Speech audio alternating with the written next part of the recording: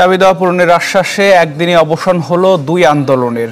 কর্মসূচি প্রত্যাহার করে রাজপথ ছেড়েছেন 7 কলেজের শিক্ষার্থীরা। আর ইবতেদায়ী মাদ্রাসার শিক্ষকরা ফিরে গেলেন ক্লাসরুমে।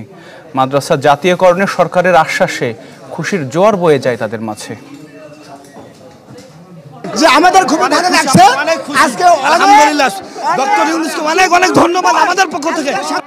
টানা 10 দিন আন্দোলনের মাথায় ফল পেলেন ইবতেদায়ী মাদ্রাসার শিক্ষকরা। ধন্যবাদ জানাই প্রধান উপদেষ্টাকে, ধন্যবাদ জানাই শিক্ষামন্ত্রীকে, ধন্যবাদ জানাই আপনাদেরকে, সাংবাদিক ভাইদেরকে। আল্লাহ রব্বুল আলামিনের লক্ষ কোটি কোটি শুকরিয়া যে রব্বুল আলামিন আমাদেরকে 40 বছর পরে হলো আমাদের আশা পূরণ করেছেন।